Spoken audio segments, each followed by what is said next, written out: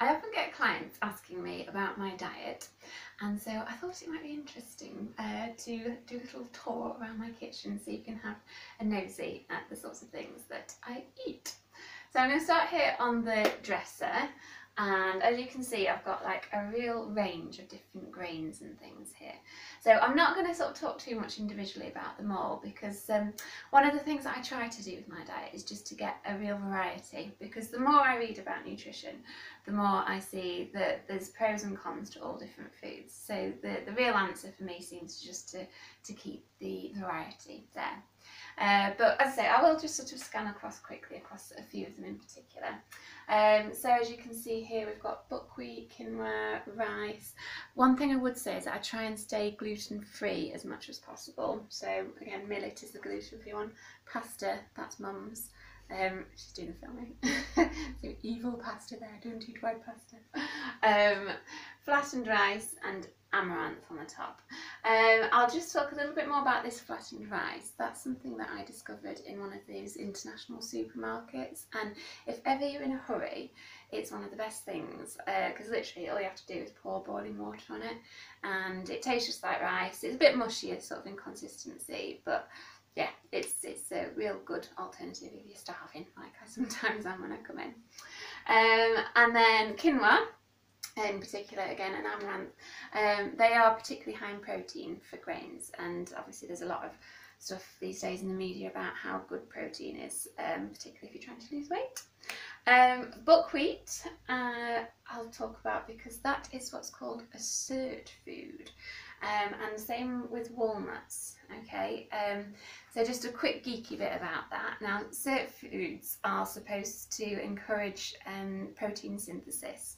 So if ever you do a hard training session, then eating those two foods, and there's a whole other list of them as well. If you Google SIRT, S-I-R-T, then you'll get a bit of an idea of that. So as I say, it just helps to build lean muscle mass. So going on to the next row, we've got popcorn, which is a lot cheaper if you just buy it and make it in a microwave. I often do that on my holiday camps with the children. It's really easy. Sugar, yeah, you know, for baking and things, obviously. Got some lentils here. These, I'm going to come back to these in a minute, green lentils, because I like to sprout those. Again, just another grain there, pearl barley, lovely in soups and things. Couscous, really quick, but it is gluten, sort of wheat based.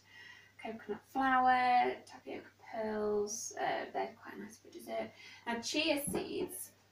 They are supposed to be the highest known plant source of omega-3s, and I must say, because I have a bit of that in my porridge every day, and I don't know if it is a coincidence, but two people commented soon after I started doing it that my skin looked different, that it looked sort of like it was glowing. I don't mean to show off, but yeah, that's what they said, and I just sort of thought maybe it's down to the chia seeds. So yeah, anyway, and actually what I would say about all these as well is that I buy these in bulk off the internet, and I've done a little bit of research, and for example, the quinoa grains, it costs about £5 a kilo if you buy them online, as opposed to £7.84 from Tesco. So yeah, it's well worth looking into that, and what I'll probably do at the end of this video is I'll just post in the comments the link to the eBay seller that I get them from, if you're tight like me. Anyway, onto the bottom shelf, doing nuts and seeds down here primarily, and got almonds. Almonds are great as nuts because they're actually alkaline, and I'll perhaps talk a bit more about alkaline and acid as I get to different parts of the kitchen. But yeah, that's one of the few nuts that say they're alkaline, and what I really like to do is I like to soak them. So I've done a little, here's one I prepared earlier. It's just like an egg cup of water and with sort of 5 or 6 almonds in there, and if I leave that overnight, when I come to eat these in the morning, they sort of almost really hydrate themselves, and it's really good because apparently the water that hydrates them, it activates all of the enzymes in them and a lot of the sort of dormant minerals and vitamins, that kind of thing. And again, I'm going to talk a bit more about enzymes when I come to show you this sprouted lentils, because that also activates the enzymes. Otherwise, walnuts, as I say, syrup foods. Oh, while I'm here as well, I've got eggs in a beautiful egg tin. And flax seeds. Coconut chips, these are really lovely actually, they're really delicious. A bit of dark chocolate with a few coconut chips, it's just heavenly. So I do recommend that. And pistachios, cashews, Brazils, ground almonds, I like to use those in baking, again if I'm just trying to sort of avoid flour and gluten. Flaked almonds, and then just a few mixed nuts and dried fruit there. This little tub here, I always like to have that on hand, and it's just like a mixture of different nuts. And basically if I'm in a hurry to get somewhere and I know I'm likely to be hungry when I go out, then I'll just grab that, put it in my bag, because I know it'll stop me snacking on rubbish. So, tip. Fruit gets like a mixed review, and I've read before about how, from an evolutionary perspective, that basically our ancestors would eat it in order to fatten themselves up so they could see themselves through the winter months. And you know, that's why sort of fruit is in season during the summer. So again, yeah, I try to avoid it, well not avoid it, but I just don't snack on it loads and loads. You know, I might just have it as an odd treat, or you know, a bit of banana in my porridge, or use banana instead of sugar when I'm baking. I do have quite a lot of lemon and lime though, particularly sort of in the mornings or on salads and things, instead of using vinegar, because it's actually alkaline, which is good for the body. Onto this, love avocados, never used to, but yeah, really nice and creamy, good source of good fats. And tomatoes in the fruit bowl, it's a bit posh like that. And yeah, this has got ginger and turmeric and a couple of lychees again, because we're posh. No, but seriously, the ginger is supposed to be a really strong natural antibiotic, and turmeric, I once read, is basically the best food in the world for you. It's so strong in terms of its anti-cancer properties, everything like that. So yeah, a good one just to look up. And what do I do with that? So yeah, put it in sort of curries and food. And what else do I do with it? I can't remember. I'll come back to that. Sorry, it will come back to me. Oh, coffee, that's right. Yeah, I learned from Gwyneth Paltrow that she has turmeric lattes basically, and it does go really nice with coffee. Right, that'll do for the, oh no, one more thing. Sweet potatoes down here. Yeah, love sweet potatoes, generally better than normal potatoes just because more dense in vitamins and also lower GI, so they don't give you that kind of same sugar spike as what potatoes do. So, yeah.